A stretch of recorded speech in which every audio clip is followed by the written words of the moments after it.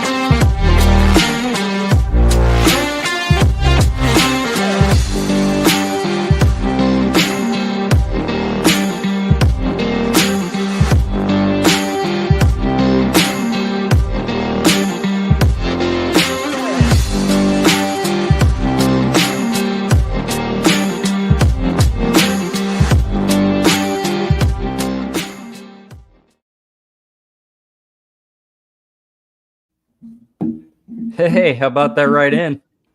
Woo! We are live from the Andrew Downs AKC Marketing Studio, sponsored by Revelton Distilling Company and Green Beret Realty. So what do you say, guys? How about that right in? Boy, are my arms tired. Oh. That's really funny. Oh, wow. Hangover reference? No? No, sorry. No? Okay. Jim, you look festive there, bud. Well, thanks. I thought I'd do it in the living room here and have the Christmas tree behind me and some other stuff there on the wall. Joy. So, I love it. You decorated that, I'm sure. Yeah, I did a lot of it.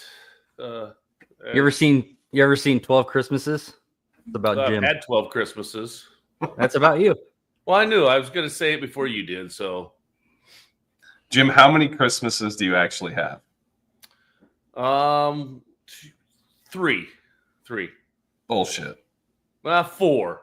I'm going with four. No. It's at least 8. No, it's not. It's 4. No. Yeah, it's 4. No. Okay. No, we don't believe you. Sorry. Hey, don't then. I don't really care. Yeah, I'm walking off. Bye.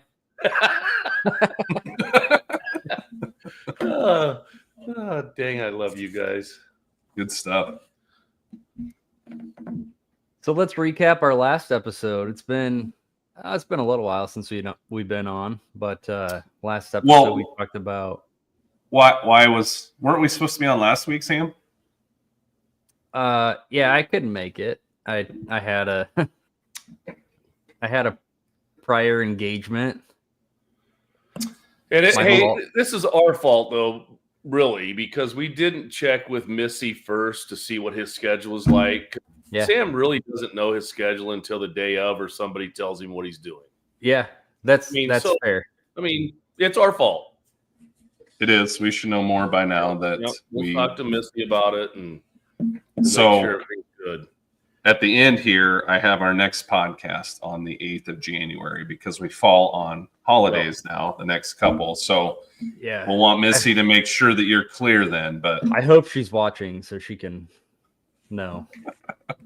We'll text her afterwards. Yes. Okay, good. Anyway, proceed. Yeah. So we talked to Joe Segrist, the Norwalk girls basketball coach. Also talked about new rule changes. Jim gave us all the info on that. And we gave you our upcoming schedule, which we've been working hard on the hardwood. Grateful to have Joe on here. That was fun. Yes. Absolutely. Really enjoyed that. Grateful for him. Yep. Oh, they're having a pretty good start to the season. So Congrats to them, and we'll see them down the road here. So that'll be fun. Yeah. Anything else to add from that episode? Anything on the rules, Jim? No, I think we're going to discuss a little bit of that during our Fools Rules time. But, I think that the best thing I think we got out of this, or that came into effect this season, is no 5-second count closely guarded while dribbling in the front court. That's a great, with 35-second shot clock, there's no need for one. Yeah, I love that. Yep. I do love, I think it's made the game better for sure. It's cleaned it up, I think. And I haven't seen any arguments otherwise, so. Mm-mm. Right. Hey, we got new jackets. Oh, man, yeah.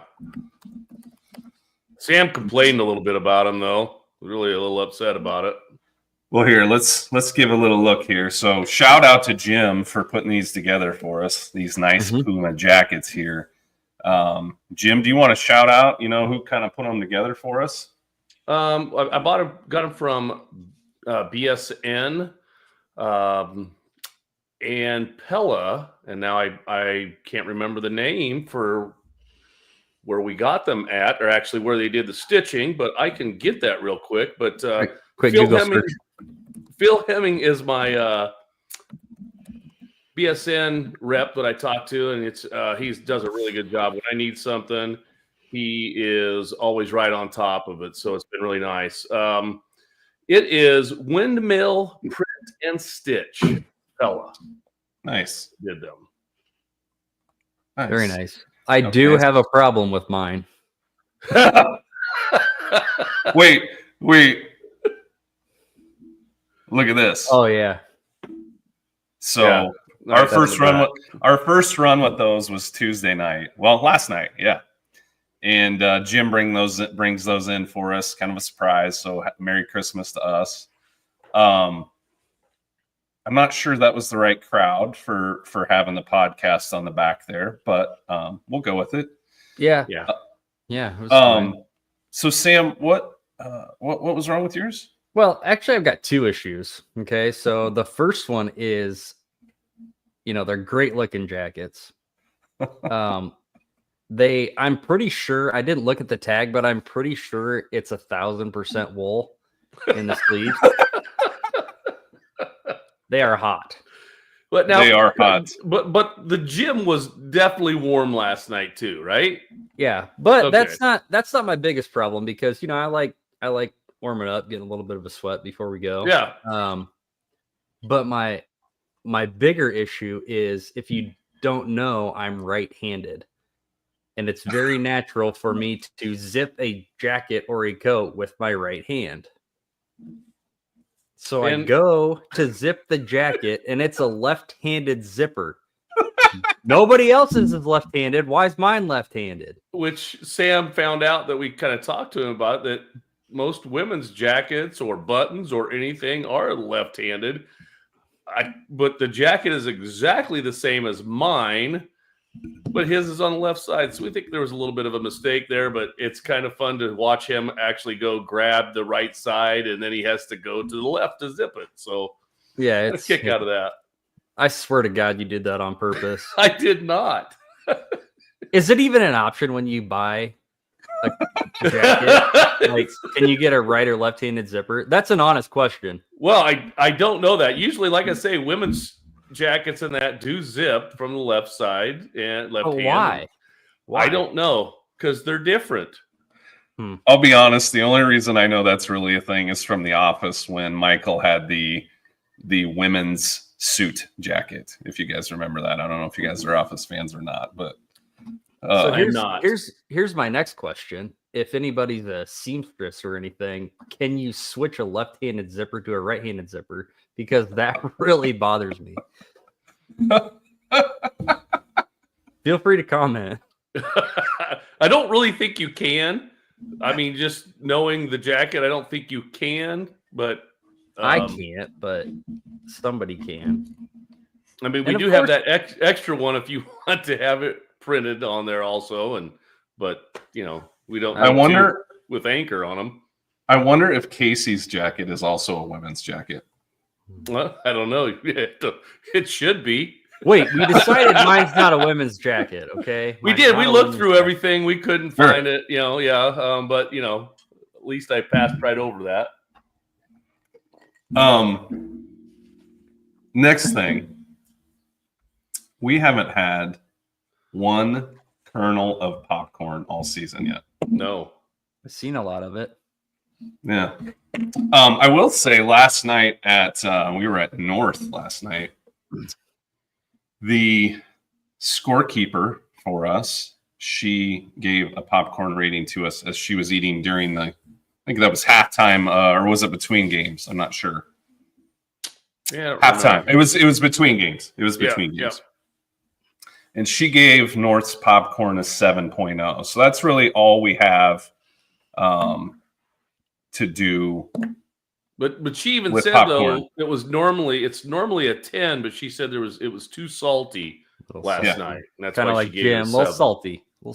I can get that way sometimes. I know. Hey Jim, you said I got a talk comment here I got to throw up. Phil Hemming, you said, right? Yes. Andrew Barber here. Oh, awesome. Yes. A little podcaster. Got another one here. So good stuff. Nice. See, Very everybody cool. knows somebody that you know, Jim. You've been around 70, 80 years, however long you've been around. And Yep. Not Left-handed zippers and all. Not quite 60 yet. it's coming. Right. You're 59 and 11/12. Yeah. Yes. For sure. Oh, Well, hey, should we talk about kind of what we've been doing? absolutely. Let's do it. All right. First, and maybe this is kind of an omen for how the season is going to go. Oh, please no. But so November 19th was our first scrimmage, first time we were getting on the floor at Van Meter against Norwalk, and it was girls scrimmages, JV varsity scrimmages, and it was supposed to be 4 of us, right? Us 3, and then Brent Behrens, and sometimes we'll do that in scrimmages to just get everybody up and down the floor, take a little breather at the same time, just kind of get to going. So Sam, always the jokester, and always pretty much late till this year. It's Yeah. new Get leaf. better. I'm turning it Yeah, over. you've been amazing, so I'll give you that. But Sam texted me about, I don't know, a little bit before we were supposed to be there. He says, that, mind you, the game started at 4. He said, I'll be there at 4:15. That's funny, Sam. Funny. 2 minutes later, it had to be, right? Like just a couple minutes later, he calls me, and I'm like, what the hell? Here we go. He's like, hey, I've been in an accident. Sure, yeah. 4:50 now. It's now 4:30. Well, you really were actually in an accident. Do you want to talk about that at all? Well, I mean, kind of self-explanatory, the investigation proved that it was not my fault. Woo! Somebody pulled out in front of me and I T-boned them on the highway. Luckily, I got down to maybe 45 miles an hour on impact, but just got my truck back today and all's good. So, Yeah, and a lot of people know us a little bit in that, but we could do that at any point in time. Like as far as joking around with that kind of stuff, so you never know for a while. Like, I remember I was talking to Ben and I was like, "Hey, I just got in an accident. Shut up. When are you going to be here?" I was like, I think I said so. I was a little flustered, but I think I said something like, I mean, I can FaceTime you or something if you want, but I literally have been in an accident. I'll send you pictures. Right. And then I think Ben said something like, "Oh, shit." Well, and then I'm like, well, what time do you think you're going to make it? And, because I'm kind of caught off guard too. I'm like, oh, wait, this is real? And I'm like, well, no, he was in an accident. He's not coming. Like, yeah, I'll be there never. So Jim, because of his job, then wasn't going to make it till like 5 o'clock. Again, this scrimmage started earlier. So literally, it's Brent and I doing 2-man mechanics for the JV game. So first on-court experience of the season, and we're doing 2-man, which I haven't done in a long time. So I'm like, hey, Brent, just point at me where to go if I'm messing it up or whatever. So we got through it. Shout out to Brent for stepping up. Yes, for sure. Brent Barron's friend of the program. We got to get him on here sometime soon. Yeah. Mm-hmm. So that was something. Not an ideal start. No. 0 stars. Do not recommend. And honestly, I guess maybe it's worth pointing out is like that's kind of some of the stuff that can happen when you're reffing is we're on the road however many miles or hours each night, and it's just kind of part of it. So we've been pretty fortunate so far. I mean, we've hit some raccoons here and there, but never really been in a blizzard. I remember going up to, I think it was Hampton Dumont. Yeah. Well, yes. Almost. We were going up to Hampton Dumont one time, and it was kind of major blizzard in Des Moines and clear up there, but we were late. Like we got there when we were supposed to tip off, so we got a hold of them on the way. So I mean, weird things happen when you're traveling like that. So we're glad you're okay though. Hey, lucky for you guys, I'm still here, so you still get to see me. That's right. That's Lucky right. us. Sure. So then the 22nd, we went down to your place, Jim. Got to break in your brand new gym, and that was pretty awesome. That's a fantastic facility you've got. Very nice facility.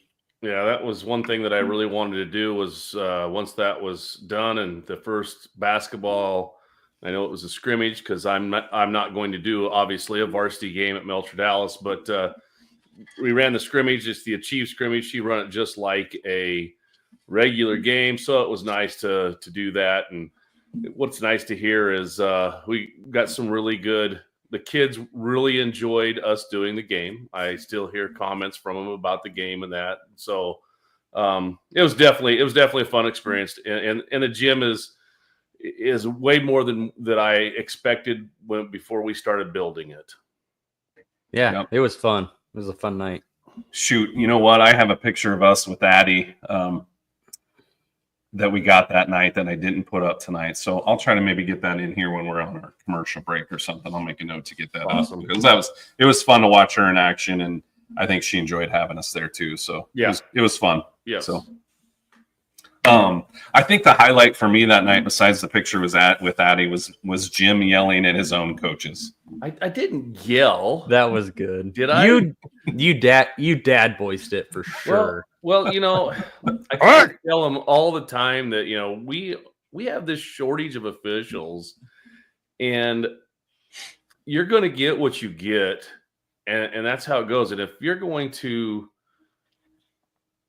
act the way that we don't want you to, we're going to get less officials out there. You know, so I just, you know, I'm hoping that my coaches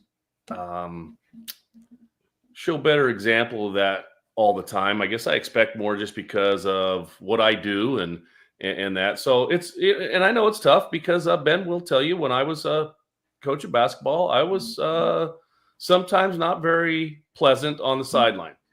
And I realized that after 2 or 3 years, and I think I became much better towards the end of my coaching, which was only about 6 years. But it's, you know, it's a job that you know, not many people want to do, and we're trying to get more people to do it. And you're not going to get more people by continually questioning what the officials are doing on the floor. I mean, I don't think any coach would like it if we said, you know, I don't know why you ran that offense. It sure didn't work. You know, so it's a terrible play. Yeah, that'd be a very nice way of putting it. Why did your kid throw it straight out of bounds? I mean, gee, that didn't work. You know, have you thought about not fouling there? Yeah. I mean, so you know, I sometimes, you know, the point is to put the ball in the hoop, coach. Yeah. Sometimes I just have to remind everybody that, you know, it's that we have to behave accordingly. Yep. You handled yourself fine, Jim. You did. I'm kind of just joking. It was all in good fun, I think. So, November 25th, we headed to Central Decatur for a boys' jamboree, and I always kind of like those because you get to see several teams. So we had Central Decatur and Mormon Trail for a quarter or for a half, and then we had Mount Airy and I-35 for a half, and then we had Wayne and Lamoni for a half. So it was good to kind of see all those coaches and all those teams. Of course, Zach and Bonnie take care of us, and Guy even showed up that night. So shout out to the folks at CD that take care of us down there. So yeah, I always like going down there. You get treated very well there, and and that pizza. Oh, I got to. That was fire. Pizza. Do we remember where it was from? What was the name of it? Shelley's Pizza. Yeah, it was like a local place. And some of the best pizza I've ever had in my life. Great. Yep. Yeah, that was good stuff. I could go for a Shelley's Pizza right now, boys. That's right. We'll see if Zach delivers. Bonnie would. Yeah, she would. Yeah, she would. There's no doubt about it. Yeah. So then the 29th, the day after Thanksgiving, Sam talked us into doing something really stupid and doing scrimmages at Winterset the day after Thanksgiving. Hey, he didn't talk me into it, though. I know. So we probably had a Christmas. We conned Brent into joining us, and that was kind of fun, though. I mean, it was good to get up and down. Winterset played Atlantic, and then Atlantic played Pella Christian, and then Pella Christian played Winterset. So kind of, I guess you'd call that a triangular maybe. And it was a lot of basketball, man. We worked our butts off that day. It was. Yep. So good times. So then our first actual game was December 3rd. Oh. All the way up at Fort Dodge. Shout out to Chuck for sending us to Fort Dodge. I got home at 1:10 in the morning. Yeah, I was right before 1 o'clock too. Yeah. So. And we went to Fort Dodge and didn't have snow. So, I mean, what's the odds of that? Yeah. That was good. and nobody got sick. Nobody puked at Quick Star. But we did go back to Quick Start just for fun. Yes. Just to see the scene of the crime, basically. So turns out they cleaned the puke out of the sink. Okay. Too far. I hope after about a year they would. Yep. The hospitality up there was fantastic. Yes. They took care of us. Quite a spread. They had brought in taco meat and cheese and tortillas. And the only complaint I would have is that the room we were in was approximately 95 degrees. Oh, yeah, that might be on the low end. It was borderline sauna. It was. I asked one of the janitors afterwards about the heat and wanted to know if the floor had heating in it. Because you took your shoes off and it was warm, the floor. And he said, no. He said, it is about the warmest room in the building and they don't know why.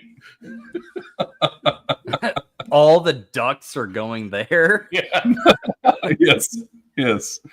To back up, Sam, if you remember the Winterset gym on that Friday night, they must have turned the heat off when the school day ended that Friday before. Because it was like 40 degrees in there. Yeah, it was actually warmer outside. I've got a comment from Brent. I'm sure he'll be happy to see this right here on the screen.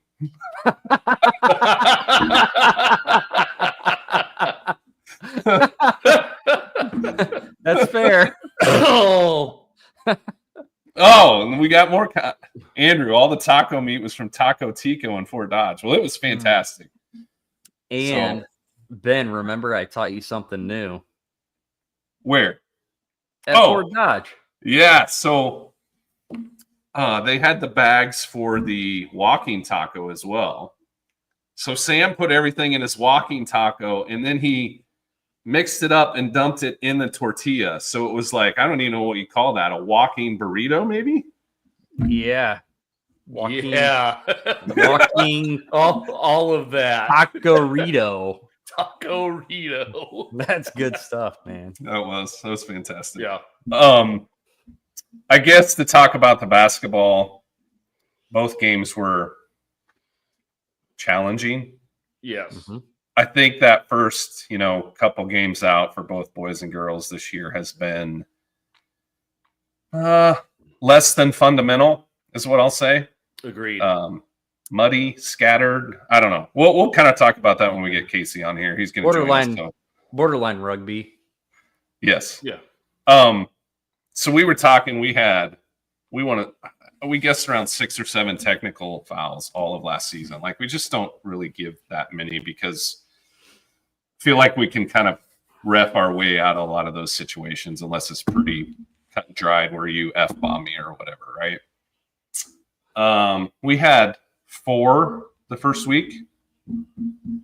So that, I don't know. Maybe it's us. Maybe it's the season. I don't know. It just feels a little weird so far. Hopefully it's not the norm. Yeah, I sure hope not. Yeah. All right, let's move on. December 6th, we were at Oskaloosa against Pella Christian. And again, Jim wasn't with us, so we added Brent. And Brent drove the Batmobile for us, so that was a lot of fun. Yes. The Batmobile? What's this all about? It's a fancy minivan. Oh. It was good times. Nice. So way off the topic, maybe not, but it's hard to believe. So Brent was telling us that what kind of van was that, Ben? Isn't it a Nissan Sentra? No, that's a car. Anyway. Oh, he's going to chime in, I hope, here. What kind of Nissan is it, Brent? Or anyway. We'll come back to it. So Brent opens the back tailgate. That's right. For Ben to put his behemoth bag in. And there's a wheel and tire just chilling out in the very back. And we're like, so what's the wheel and tire for? You wouldn't believe this, but these things don't come with spare tires. So his van doesn't come with a spare tire. It comes with some sort of... Well, it's lighter because it's a hybrid or something, right? So they don't include this tire. My Jeep Compass does not have one either. They give you foam to put in this tire. It's flat. Toyota Sienna. Thank you, Brent. Yeah. So if you're buying a Toyota Sienna hybrid, just know that you're not getting a spare tire with that SOB. So then he took the family, which is like 17 kids roughly, on vacation this summer with that in the back. And I'm like, what did you guys take? 1 pair of underwear and a change of socks and that's it? We'll let them air dry at night? Like, where would you fit all that? This is a full-size rim and tire. This is not a donut. This is a full-size rim and tire that goes on a van. He obviously knows now with Ben's suitcase in there that he could obviously get a larger suitcase in there because it's like you're going on a 2-week vacation. I mean, 2 weeks of 14 days. No, 14 days of changing your clothes every day. Jim, you're gonna go down a rabbit hole. I know where it's going. Oh, but I've got everything everybody needs in there.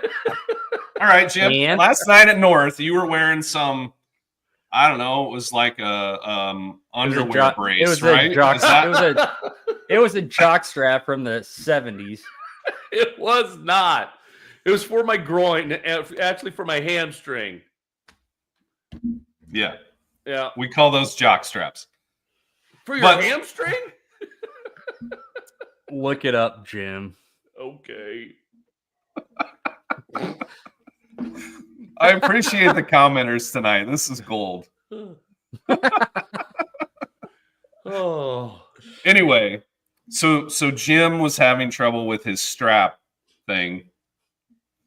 And so we come in at halftime of the girls' game. He's like, you got scissors in that bag? Well, it took me a while, but did I have scissors in that bag? Well, yeah, you had to go through 25 pockets. I found them, Jim. I saved your life. Thank you. I appreciate it so much. Just cut it off. Just cut it off. Okay, we got to talk about the game and all there. We move. These are the stupid things that happen to us. I will say, I should probably say this. Other things that happen on road trips as an official. My tummy wasn't feeling very good that day. Mm. And I had to remove myself between games to take care of some issues in that area. I made it. No mishaps. Why did you think that was, Ben? Why did you think your tummy was off? Well, I had a nutritional shake that morning, and I thought maybe I just got to the poop part of it. I don't know. A lot of gut health in there, he said. I must have gotten all the gut health powder. That's what Ben said. And then it turns out it wasn't the shake. It was not the shake. So was it Monday? Brett texts me and he's like, 5 times today. And then Sam texts and he's like, yeah, Sam's like, oh, I'm not feeling good. So it happens, man. I mean, we're around so many kids and saliva and the whistles and touching the ball, and it's kind of a gross thing when you think about it. Ugh. Yeah, okay, let's move on. Okay. Ballard versus Boone on the 10th. I got nothing. It was good. It was fun. Mm-hmm. The 13th, DCG and Newton, I think were one of like 2 games in the state that canceled. I don't know why. Everything turned out fine that night, so that was unfortunate. Would have been a fun night. And then last night we were at North with Roosevelt, and Sam's dad Gary tagged along. Did he have any thoughts after last night? Not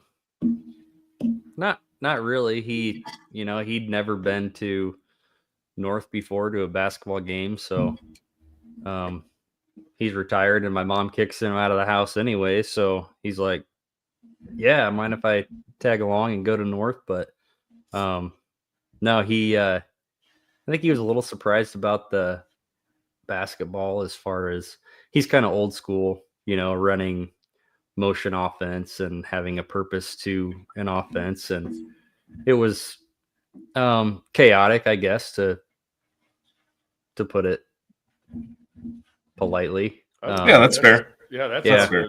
A lot of about everything we've seen so far has been chaotic. Yeah. And to kind of put some of the struggles that some of those schools see with enrollment and kids out for sports, the girls' game was 62-2. And I felt bad for North for, they didn't have a lot of kids. They didn't have a lot of skill, but, glad they're still doing it, but it was, But they played hard the whole time. They never just go out and give up. I mean, sometimes their body language was defeated because, right? How could you not be? But they never quit, and they played till the final horn. So that was good. I agree. Good. One more comment from Brent. This is pretty funny. Yeah. Okay, real quick here. I think we probably should go to halftime. Then we'll get Casey on, and we'll start talking about flops and some plays. Oh, Casey's coming on. Yeah. I think it's good to kind of. It is. Have his opinion on some of the plays we're going to see here. So anyway, let's go to halftime.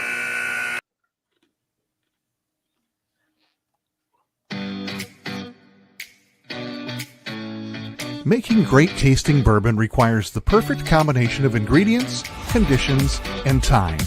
The longer it rests, the better it tastes.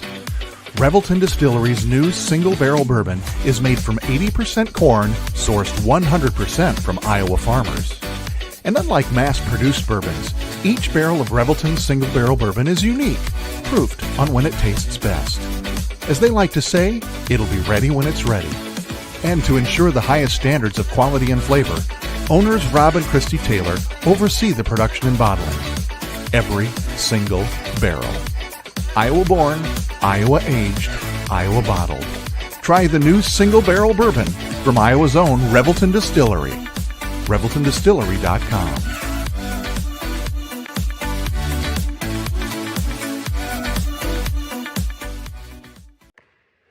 When energy meets precision, anything is possible.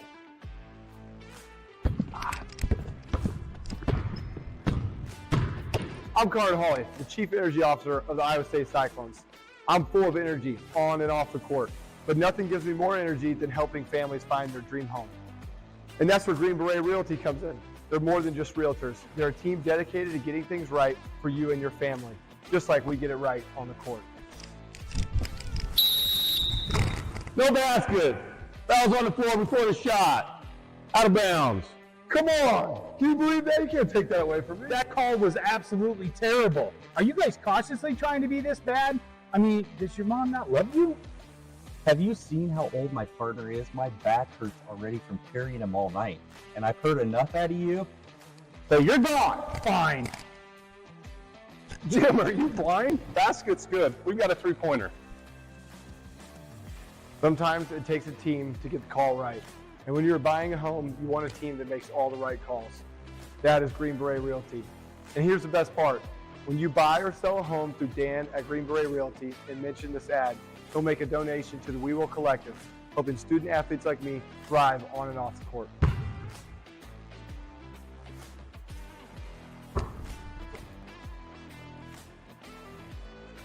That call's so easy, even we can make it. Green Beret Realty, because getting the call right means everything.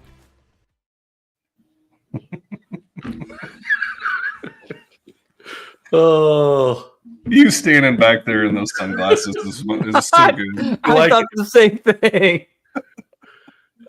Hey, real quick, I did want to show this. I was able to get this up here, Jim. Oh, Hey. nice. Shout out to Addie. Yeah, for sure. So Yep, fun wearing time. our nice Three Blind Refs t-shirt. What's it say on the back, Jim? I Jim's, believe Jim's biggest fan or something. Yes, like that? Jim's biggest fan on the back of it. Nice. That's Well, awesome. at least you got one in the world. I know. Hey, All right, let's get Casey Pelzer in here with us. He's looked like he's having fun, and he's very festive tonight. So, Casey, how are you doing tonight? Just enjoying the Christmas spirit. And Jim, you have two fans. I'm a big fan of yours as well, bud. thanks. Absolutely. ACN. What's your middle name? Nolan. Nolan. Supposed to be a baseball player, and that didn't work out too well. Huh. Yeah. Well, maybe basketball officiating's your thing. Trying. You're a jerk. I'm kidding. Guys. Hey, well, I was just looking. I think we start reffing with you quite a bit here after the first of the year. So, Yeah, I've been looking at my schedule a little bit. I think we got a few games coming up, so that'll be fun. I still don't have one with Jim on the schedule. I don't think that's disappointing. Well, lucky. You're filling in for me. I'm sorry. No, that's all right. Tell Sam to take a break. Wouldn't that be nice? Well, hey, we wanted to have you on here to kind of talk about flopping and some plays that we've seen lately, just because we have a lot of weird things I think that have happened already. You know, we always say that there's always plays that you've never seen before every single night, and I think this year for sure has held true to that. So, Jim, do you want to talk about, you know, just the basics of the flop rule again real quick, and we'll kind of go into some loopholes and kind of how we're, now that we've seen it, I've got a couple plays where we have flops that I'm going to show video and just kind of discuss it as a group here, I guess. So, yeah. I mean, you know, we talked about it before, but it's just faking being fouled, basically, is what it is. And as you can see, I'm not reading through that whole thing, but we now have a warning for it, which we give a team warning and not exactly when it happens. We'll talk about some of those situations. And then the next time it happens on that same team, it's a team technical. You know, some of the things I guess that I don't like about it is it really never penalizes the person who is doing it. Yes, it does penalize the team and so forth, but and we've kind of talked about it. We think people are probably, as officials, are making this a little bit more complicated than what it really is. You know, because on a lot of these, even though we do kind of have a flop, there is a little bit of contact on a lot of them, and just call it a block. You know, we've kind of talked about those. Now, if there is completely no contact, we probably have to do something about that, obviously, with the new rule. But,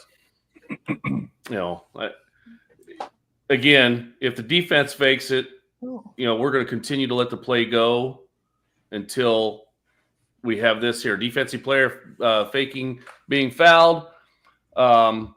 Withhold the whistle until the offensive team scores, which could include repeated attempts at the basket. So they can shoot the ball, get their own rebound, shoot again. We're going to have a delayed signal on that, delayed call on that.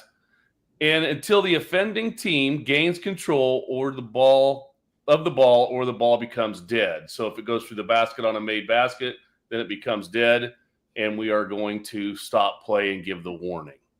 So, that's kind of a tough one a lot of times because you always think about in the game of basketball when a foul or violation occurs. For the most part, the whistle comes right away. Now, obviously, on lane violations, on the defensive team in a free throw situation, we have a delayed dead ball, which is similar to what this is. I think one of the issues, though, and Casey and I have talked a lot about this, is to that point, if you have to wait 30 seconds to a minute for that next subsequent event to happen to stop this and have that delay, I mean, a lot of things can happen in that time frame.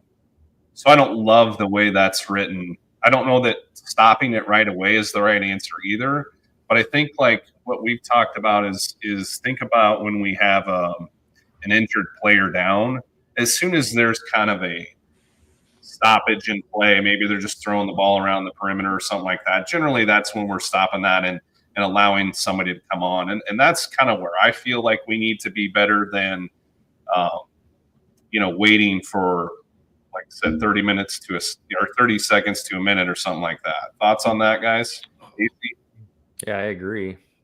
Definitely agree on that. I mean, you think about it. How many times do we have an offensive rebound and we get back out and, we shoot the ball again, another offensive rebound. Easily 30 seconds to a minute could happen. And by that time, most of the time, the coaches have probably forgot about that even happened during that sequence. Mm-hmm. Yep. Casey, you've had a lot of talk with your fellas out there. What was your consensus kind of? My talk has been don't call it. I like that. And if you're gonna call it, you better know how to administer it. I guess as I think back over all the games I've done recently, and I'm going even several seasons back, I can't hardly think of a time where this was a problem. And what I mean by problem is, and my first thought was, I think it was 2 years ago, maybe with some of you guys, it's reffing, I think it was Solon girls state tournament. And they had a really good guard, and she just kept falling down, and it made it hard to officiate. So you know what happened, guys? You won't believe it. I said, "Would you please quit falling down?" And you know what happened? She didn't fall down again. No way. Yeah, I mean, it's just unbelievable. So I guess joking aside, like the big message I've been trying to give to the guys I work with is like, try to talk them out of it and warn them verbally before we just right away want to throw our arms down because we see the people on TV do it, right? Most of the time, if you tell us, a kid, hey, stay on your feet, they stay on their feet. So it's kind of last resort for me, I guess. Yeah, that's a good point. Yep. Casey, I remember we had a boy that did that last year out west, and I remember us having that discussion because of what we'd seen on film. And I think same thing. We just said in the game, like, that's enough of doing that. And it took care of it, really. Yeah. So I like that. I like not calling it, especially if it's going to interrupt the flow of the game. The rule used to be it went right to a technical foul to the player, basically, right? So they're trying to have a warning system in place where it doesn't go right to the player. I don't know that I've ever had a technical foul on it, but I've definitely talked to a kid and said, if you do that again, it's going to be a technical foul. Agreed. I can, if you remember when we did the Bluegrass Conference Championship games at Moulton Udell, and where their ACA was playing, and a kid shooting a 3-pointer for ACA, and kicks his leg up. Nobody touches him, and he falls on the floor, and their crowd goes crazy. And we came back down the floor, and you and Scotty, I believe, right? Yep. Had a discussion on something else. So I just nice and calm went over and talked to the kid. I said, "Hey, we don't need that. You know, you nobody touched you. You incited the whole crowd, and we don't need that." I said, "Next time it's going to be a technical." You guys were still talking. I went over and told the coach that. You remember what I told you? What the response of the coach said? I think I do actually. He says, "Well, I thought he got fouled too." You know, so, you're trying to, not. You're trying to help them out. Yeah, and they just don't get it. Now, I think the kid got it. He knew. I mean, I had, for once, had great position, and there was this, 3 feet in between the defender and him. During the shot, after the shot, he just fell down, and he's probably done it before and probably gotten 3 shots out of it. Yep. I don't know if you saw those up there. Jamie is the coach of Solon, Jamie Smith, and it looks like he liked that you came to the player and to him to talk about it rather than giving the warning or the technical foul or anything. Yeah. So that's good to hear. Yeah, and I think for the basketball I officiate, and when I say that, I mean like rural Iowa basketball. I don't know what y'all see in the cities as far as the offensive player driving to the hoop and you see the head jerk back. You see that in college. We don't see it too much in rural Iowa, but there are a few teams that have been on my radar for a couple of years where their coaches want them to take charges so bad it's a team issue, right? So they're just trying to get that charge, make coach happy and get the big applause and all that. And so there's been a team issue, and I guess it's okay to have in your back pocket, but I'm just afraid some officials are just going to go to it too soon right away. So I haven't experienced that yet, but my dog wants in on the get out of here. Hey, we're pet friendly around here. Yeah, well, like your sweater. Well, it was ugly sweater day at school today, and so Snot? You nailed it. Yeah, absolutely. I didn't have a picture of you, Sam, to put on there, but all you got to do is ask. Ours is supposed to be tomorrow too, and I think I'm just going to wear a sweater with a mirror on the front of it. I thought of that, and that is such a dad thing, Jim. Right? I was just going to say that. So, an example, I did see the flopping call this year in a junior high game at Melcher Dallas. And it probably, the kid flopped, and the official came and talked to me about it afterwards, and I said, "Yeah, you made the right call." I said, "But did there end up being some contact?" "Yeah, a little bit." Call the block. Just call a block on it, and it makes it easier for it. And tell and as you call it, tell the kid, "Hey, take the charge. Stay on your feet, or you're going to get a block." That'll solve most of it. All right, so I've got 2 examples which really cover the play that you talked about, Casey, and then the play that you talked about, Jim. So I'm going to play these real speed, and then I'm going to try to slow it down and kind of show what happened here. So, Casey, I'm going to start with one of yours where we have a no call on kind of a head bob type thing. So here we go.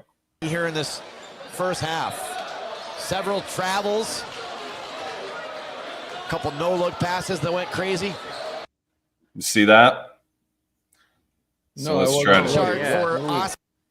Yeah, that was. All right. So it kind of like, okay, just a second. That was at Oski, yeah. Yep. So they're kind of together here before we inbound, and then that camera angle is going to change here. So there's no push off. He just has his arm there and holds it there. And watch our result here. Oh. Look passes that went crazy. So let's watch that again. Chart for Oski here in this first half. Several travels, a couple no-look passes that went crazy. Yeah. Oh, yeah. Like a boxer almost. Yeah.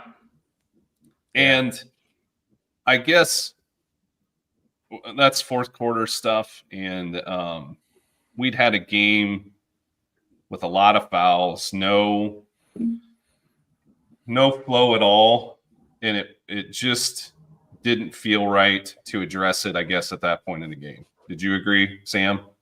Yeah, it was something that I just passed on. I did tell him at a next dead ball, I was like, don't do that. Like, it's not necessary. So, but yeah, I didn't feel like it was worth stopping the game and administering anything. Okay. The next one's going to be where we have a little bit of contact. So again, I'll play this fast and then we'll kind of slow it down and kind of go through it here. So here we go.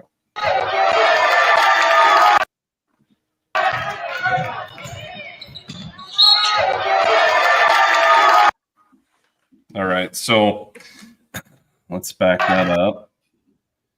So this is kind of a weird play that's coming from me at C. He crosses over, ends over on Jim's side, and the defender right here decides before really even the play arrives that he's going to go to the floor. And it's kind of blocked here, but he goes to the floor with, they probably touched, but not much contact. And I went with block and one. To me, that was going to stop that kid from doing that again in this game. That was my thought process on it, I guess. And Ben, even though there wasn't much contact, I mean, there was some enough to warrant a foul, in my opinion. But the fact that he fell down with such little contact and didn't allow the shooter to land safely, that's also enough to warrant a foul. Yep. So I guess, this conversation we're having, it's not like we're saying, hey, don't use the rule. But I think we want everybody to use it more wisely and be conscious of when we're using it and how you're using it when officiating your way around those type of things, or using a block, or having communication with the player or coaches. I think those are sometimes better choices than going right to this type of thing, I guess. So thoughts? Yeah, I think the one where you're maybe going to call the warning, you got two post players. Post player is making a post move, turns around. There's no contact. The kid just completely falls on the floor. I mean, you wait, the kid makes the basket, or, hopefully makes the basket on that. And then you can give the warning on that, because that's, it's easy. It's right there. Every single person sees it. And, they're definitely trying to draw something on that, and there's nothing. So this Jamie's got a question on when does safety come into play when making the call. I think that last video is kind of, Sam, you kind of alluded to it, is because he's on the floor underneath that shooter, it is certainly a safety issue. So I'm happy we went with a block rather than, that kid maybe sprains an ankle coming down on him, or, then we get, punches thrown or something. A lot of bad things can happen there if we don't have a foul, I think. Yep. Right. Casey, is that you? No, she got it up. So I didn't want that dog on my lap. It's Christmas vacation, right? It's like No, just nosing through the trash. She'll be all right. Oh, it's best just to let him finish. Little Mississippi Leghound. Tis the season. One last thing on that. Garrett Wirtz had given me a call, and we were talking about a loophole on this call as well. Let's say you're an offensive team. We're under 30 seconds in the game, and the possession arrow favors your team. The rule as it's written, if it's an offensive flop and we have a shot, then we're going to go to the jump ball, because when the ball is in the air, we have no control. So we have to go to alternating possession. So let's say you're down 2 or 3, you take that shot and you see that it's not going to go in. If you flopped, then by rule, if we follow that, we would call that while the ball is in there, blow it dead, and then go to alternating possession. So not only, did you flop and get away with it, you are now getting the ball out of bounds to potentially have another shot at it. So I think that's a loophole that's not addressed. And that's why, to me, it makes more sense, especially on an offensive one, is to wait until possession happens on a rebound, whether it's the offensive team or defensive team, and then blow it dead. So I think Chuck had also mentioned you could have a similar type of loophole in the backcourt. Let's say you're getting close to 10. If the offense flops and they haven't had one, we could stop the game, go out of bounds, and now they have a new 10-second call, right? Yeah. Mm-hmm. So there's a couple weird loopholes, and I don't expect that we would ever see those, but it could happen. I feel we probably will now that you just told everybody. I know, right? Jamie's writing that down now. I feel like it would be a super hard thing to call on the offense, because defensively you might be gaining an advantage because you make the offensive player fall down or something, right? But if the offensive player is the ones flopping, there is absolutely no advantage gained whatsoever. Yep. You know what I mean? Yeah. Yep. So I can see where it might be more likely to be called on the defense, but it's going to be a hard thing to call on the offense. Yeah. Yeah. Here's another funny comment. Oh, good stuff. All right, let's stop talking about flopping. I just wanted to hit that again because it's been talked about so much by coaches and players and officials, and I don't love it. I'm with Casey. Like, if we can avoid calling it at all costs, that's what I want to do. Yeah, agreed. So, all right, next thing. We're going to go through a few plays here that we've seen or some weird stuff that have happened. So this is an end of game situation, and we always talk about being ready at the tip, and we also need to be ready at the end of the game until we're off the floor. So I'm not going to give this any discussion pre-video, but I'm going to let it play and see what you think here. Okay, here we go. There you go. Good job. Good job. Wow. Now, I'll tell you what. That was a very exciting 51-4. All right. So if you didn't know what you were looking for there, did anybody catch kind of what happened? Well, we've seen it, so I know. I don't want to cheat. Casey, you want to explain it? I had no idea. First time I've seen it. All right, let's go again here. Just got to get a hand on it. There you go. Good job. Okay, so I'm going to pause it real quick. So what we have a 2-point game. Norwalk is down the 2 points. They take a shot at the buzzer, and it's 0.3, I believe, left on the clock. So they have to have a tip, right? 0.4 or less, we have to tip it. We cannot catch it. They obviously don't get it, okay? So normally what would happen is we're going to sprint off the floor after this, and they're going to have their handshake line, I presume, right? But watch a little bit closer what happens. Wow. Now. Okay, see this pass to half court? The point guard just threw it to a Ballard player at half court. I'll tell you what. And then you see him go off screen here. That was. You can kind of tell what happened, though. He dunks it. What do you think, guys? Yeah. Don't Jurisdiction ends when? When you're out of the confines of the playing area. Right. So let's look at that again. Got to get a hand on it. I'm going to forward it. I'll tell you what. Okay, so the dunk is happening about right here. That was. I've got 2 officials still running past this play. That's my problem with this, I guess. And I think we've discussed this quite a bit. To me, this is an unsporting act that is happening before the handshake line and before the officials are off the court. And I know it would take a big pair of kahunas to call this, but I feel like it has to be called. That's the more I've thought about it, the more that's how I feel strongly about it. Mm-hmm.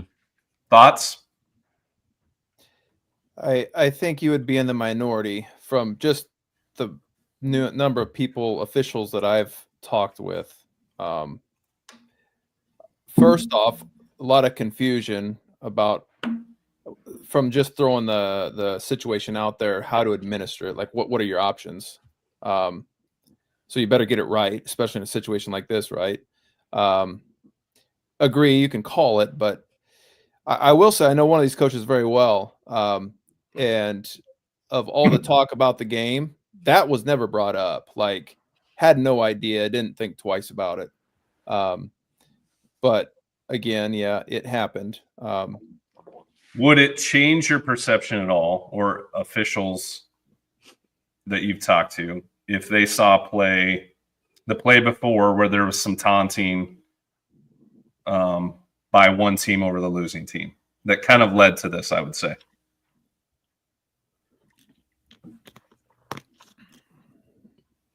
You want to see it? Yeah. Stay here with it. Beautiful play. Right of him.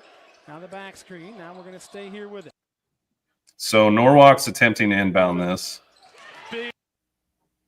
Misses it. Beautiful play. You feel like that player in the middle is taunting? I don't care for that. So, again, we don't know what happened all the game, right? I mean, a lot of things we're seeing a few seconds of a game. So I'm not upset at the refs at all. I'm just throwing this out for discussion's sake because it's things that we need to be ready for. But having seen kind of the taunt, the play before, and then they go and dunk afterwards, like, again, I feel like I'm going to call a technical foul there. But to your point, I'm going to stop before I get off the floor and probably grab Jim or Sam or both of us and say, did you see this? Is this what we want to do? Mm-hmm. Nothing? You guys got nothing? Come on, Pelzer. Well, so like, what's an unsport? What do you call it? Unsportsman, whatever. It's an unsporting technical foul. Yeah. What is that? What, by definition, what is that? I think that's a gray area. I think it's up to your perception of what that is. I don't want to switch gears, but I want to let you guys in on something. For like the last year and a half, I've started reffing every game mad. And you guys have been very vocal about how I don't get mad. And let me tell you what makes me mad. And I don't know if it's the same thing before the game starts, is we're going to wipe each other's shoes during starting lineups, put a fake crown on the person's head, and then they get out there and they can't dribble or shoot the daggum ball. I'm serious. I'm tired of it. Like, can I tee people up for that? It's not, you can't do it during the game. Like, it's unsporting. Like, what are we doing? It's not dunking the ball after the fact, but how is it different before the game? I'm on the court and I'm watching you do these things that I wouldn't let you do after the tip. Furthermore, you travel every time you touch the ball. Like, it makes me so angry. I'm sorry. Like, I think that's a broader discussion of the state of the game. And I don't disagree with you. I think basketball's terrible. I mean, we kind of alluded to it without saying it. Our games so far have been not great basketball at any level. Girls, boys, it does not matter. It has been messy, sloppy, we have called probably more fouls than we ever call, not because we want to. I would say if we could get away with 5 fouls a quarter and coast and have flow and everybody's happy, we would love that. It has not come close to happening. And we mean 5 total by both teams. Yes. Not 5 on each team each quarter. I guess my point was, before and after the game, you talk about jurisdiction, right? It's like, yeah. Like, I don't know what, it's probably not comparable. I'm with you. I don't think there's any place for something like that. And me in technical, so I'm probably not going to call one. Not surprised, Ben, that you would, but I legitimately had like 2 or 3 total last year. Like, I am not that guy. I had one and it happened to be with Casey. Yeah. Yeah. Right. I remember that. Oh, we lost Sam. Yeah, his internet timed out. Yeah. All right, let's move on from that. Okay. I just so Ben, just so I know, that situation, it's a technical. We're shooting 2 free throws to determine whether Right. no, we're shooting one, and then if they make it, we shoot the second. Sure, because if they miss the first one, it doesn't then matter. it doesn't matter. So Okay. we're going to determine whether we go to overtime or not. Okay, that's what I thought. And I know that's probably not a popular opinion, but to me, it just seems so unsporting in my head to do that before the handshake line. That's my opinion. So, Well, especially with all the debate about handshake lines, right? Like, stuff happens and right. Yeah. And even in the state we've had in the past Right. year or two where we've had a fight or 2 fights in lines, you're not telling me that couldn't have led to punches thrown? It's more than fair. Yeah. I mean, I think that's probably, I haven't watched the whole game, but I'm assuming it was a tightly contested kind of, aggressive game between 2 aggressive teams. Yeah. So I would imagine there was some emotions there. Jamie has a comment. What if it had been a layup? Probably not a T in my mind. Oh, hold on. I'm going to get Sammy back here. Hey, welcome back, Sam. Computer died. I'm back. Oh, it's not the dial-up quit working in Winterset. Hey, the top, it'll have a little battery, and it'll show you, like, the bars, kind of like Missy like a cell phone, maybe. Missy didn't check it out beforehand. It gave me a warning that my battery was low and it died 3 seconds later. I wouldn't say that's much of a warning. Got his grumpy Okay. face on. Okay. Quit All right, being- next play. Get away from that one. Quit being so sensitive, Sam. That's not me this year. It's not me this year. Sam, have you ever had a technical foul where somebody called you sensitive? This year? No. Have you had Last one, year? Ben? Yeah, I had this year. Last year, yes. I was a little more sensitive last year. Well, I guess 2 of us are sensitive and 2 of us aren't, so I'm okay with that. All right, I want to go to, I've heard a lot of, I mean, we hear this every year, grumblings and fans, perception versus reality on block charge, okay? First off, I think we all know how hard they are to call. It usually happens, sometimes you can kind of see it coming, but a lot of times it happens pretty quick. And we got to make a split-second decision. So here's one, and honestly, as I've seen the video, I've probably changed my mind from sitting in the crowd watching this. So I'm going to show it a couple times here. It's tough, and so I guess to me, this is just a shout out to all the officials that have to do this because it's tough, and I challenge any parent to come out and try to make this call without knowing what they're doing. So here we go. ADM, and boy, bodies there. Oh, and rebound out of their ADM, and boy, bodies there. And so you can see here, it appears that she has 2 feet on the floor facing her opponent, correct? White? Yeah. And then she gets absolutely trucked. Does she? and rebound out of their ADM, and boy, bodies there. And bodies everywhere. I mean, you can hear Todd. To Casey's point, she does start falling before the contact. Yeah, I got a flop. Oh, come on! That's a 2-hand. Get out of here. That is not. That's not on your bingo card, Casey. You can't say that. Let's watch it one more time here. I want to see this. Rebound out of their ADM, and boy, bodies there. All right, so the definition of this play says that the defender has to be facing their opponent with 2 feet on the ground, right? Or have legal guarding position. When I watched this live, and I'm kind of sitting right up behind this play, it looked to me like the player in white moved to her right at the last second, so she would not be legal. And that's what we had. We had a block call on her. As I watched the film from a long ways away, I think she was legal. But that's kind of the nits that we're picking here is, man, it happened so fast. I thought it was one way. Now I see it, and it might be a different way. And you're asking us to make that call like that. So, I don't know. Just kind of wanted to throw that out there as reffing is hard. Yeah, Jim. And restate that. You talked about 2 feet on the floor, legal guarding position, and all that. I mean, because when you say just 2 feet on the floor, facing the opponent, what everybody in fan land is thinking right now, right? You got to be set. You got to be set. You can't move. That's a good point. Go ahead. They have to have that position at some point, facing the opponent, both feet on the ground, and then they can move laterally or retreat, but not forward towards. Correct? Right. Correct.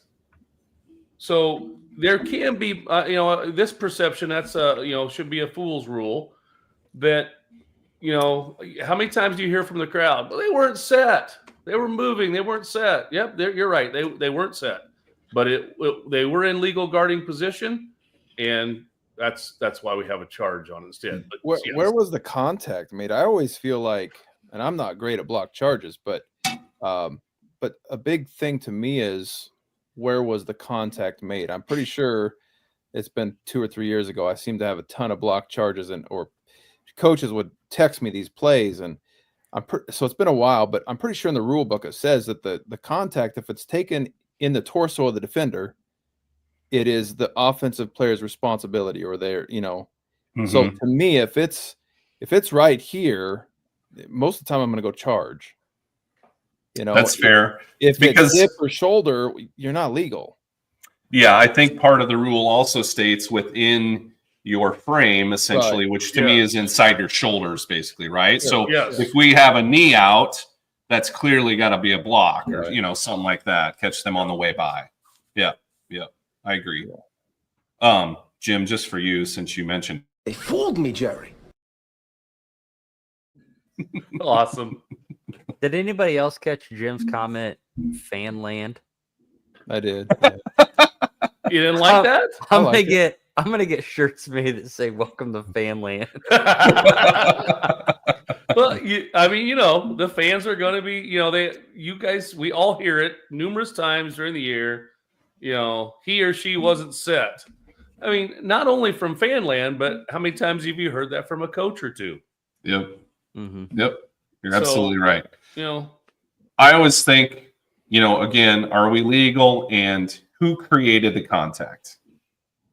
So if a defender is legal and going backwards and the offense runs into them, that's where I'm like, well, that's got to be a charge, because the offense created that contact on a legal defender. So there's a lot to process in that short amount of time. And last night we had the one where player went up, coming down on a kind of a fast break.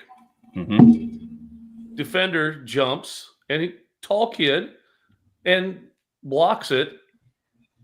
Offensive player runs in the defensive player, and he falls backwards. Not, doesn't fall into the player. I have nothing but a block shot, and the coach, from the team, the offensive team, said, "Well, wasn't there contact?" And I said, "Yes, but I can't penalize the defense. He jumped straight in the air from where he was at, blocked the shot, and your kid ran into him." Because not all contact is illegal contact. So, it's kind of like that was probably one of the easier calls I had last night, just because there was a lot of garbage. And the kid just stood there, jumped straight in the air, blocked the shot easily, and the kid falls on the ground because he did run into the defender. Yep. I think another part of that, Jim, to take that even further, is a lot of times, especially in the boys' game, if we have a block shot like that where somebody's driving to the hoop, that power of the block and the player that is driving creates a lot of power that goes out of bounds or down, where they may end up in a pile, but that is a result of the block and the motion, the force of the block shot. Yes. Yeah. E equals MC squared or whatever, right? Something like that. So that's to me is one of those perception deals where a block shot isn't a foul always. And I think we need to be more patient with our whistles and see that whole play to say, hey, did we actually have contact that mattered, that was illegal, or did we have a block shot that just ended up in a lot of contact afterwards? You know what I mean? So I don't know. Yep. Okay, last video, kind of along the same lines. This is a play that Sam had on a similar type of drive. And what I loved about this was how patient Sam was. He let the play develop. He let the player go up to block the shot. However, in this instance, I don't think he blocked the shot, but he ended up on top of the player, the person that was driving. So he had a foul a little bit late. And again, I can see a parent blowing up, not having a whistle right away, but it's better to be patient and get this right. So here we go. Yeah, but it's been very than the score appeals, or not as close. Absolutely, closer than what it feels like. It's just in my opinion, and that's more than fair. Yeah. But it's been very than the score. So we got a drive coming here from Trail to you. You let number 4 there try to block this. Shot gets off, but he lands on him. I love that play. I love that call. But it's been very. So good job, Sam. Yeah, that was very good. Very good patience. It's all right. Ben, Jim, thanks. Casey. See ya. All right, that's all I got for videos. So I guess upcoming schedule. Jim, you want to take that? Upcoming schedule? You bet. Since it doesn't look like I'm in a whole lot of it right there, right? Wow. Oh yeah, too many Christmases. Well, I am one. You just didn't put who was on it, but I know now. Oh yeah, well that's Mount Air versus Southwest Valley on Thursday. That'd be Ben, Sam, and Ethan Gordon, That'd be young tomorrow, official Jim. from Pella, who is going to be very good. Yep. On Thursday, that's Thursday. That's tomorrow. Shout out to Ethan. I'm certain that he's probably better than all of us by now. So yes, he definitely will be.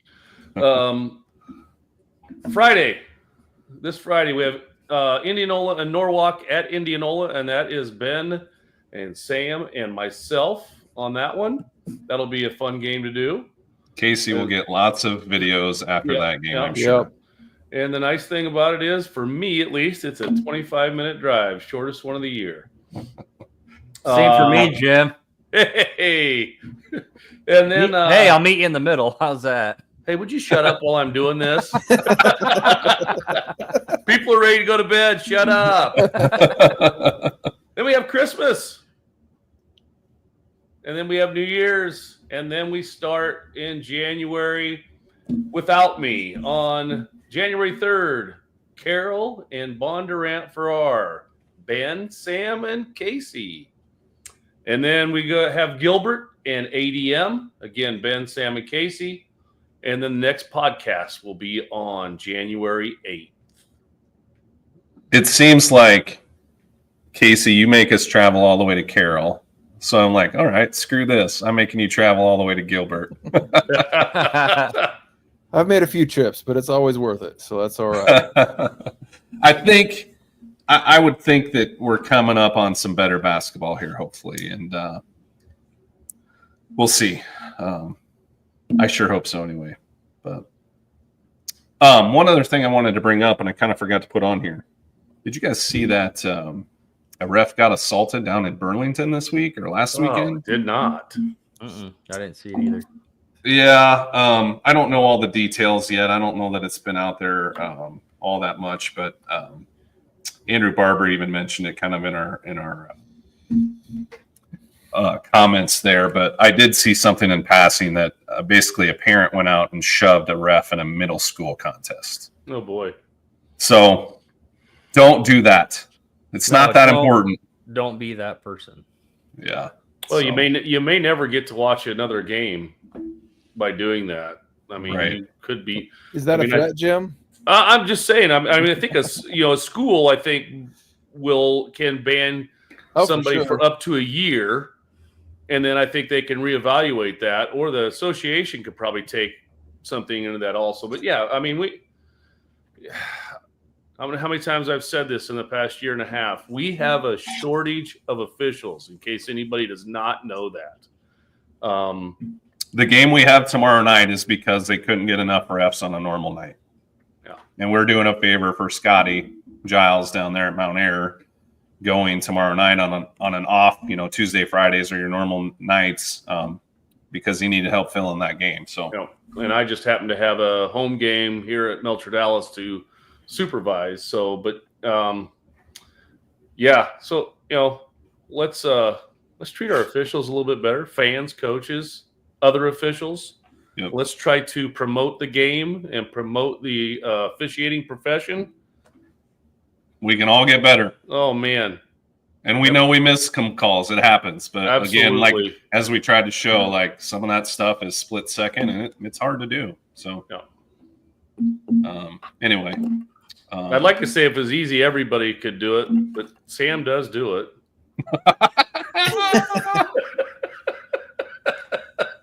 And here we are. I love it. Now, one thing I think is cool that I don't know if it'll help, but some schools are doing officiating classes for students. Yeah, ref for reps. Yeah, Yep. And there was another school district I heard of that was doing like it was more than officiating, but they had I want to say it was Denison, but I could be wrong. They had students running the scoreboard, and the AD was like showing them how. So it was part of their like leadership class. Was Gotcha. They were supervising and helping with. But that's a tough job too as a scoreboard, because if it's not right, somebody's going to let you know. And sometimes Right. you have somebody new doing that too. So that's Shout out not- to our students. Our students run the junior high and JV scoreboard for all our home games. And awesome. And I have one senior who last year and this year runs the shot clock for our varsity games and does a great job. So I mean, nice for them to learn that. And I actually do have two kids who came up. I kind of said to them, hey, I could use some junior high officials and two basketball players. And they were like, yeah, we'd like to do that. So I think I'm going to look at getting them registered, and then I think we're going to try to get the ref reps program so they can start taking that. And, it's a great thing for kids going to college for some extra money. Yeah. Mm-hmm. Yep. I mean, especially what's being paid out there now. I mean, great money. Yep. I mean, they can make $400 or $500 a week easily by doing just junior high JV. Yeah. So or travel stuff on a Yeah. Saturday, Sunday. Yeah.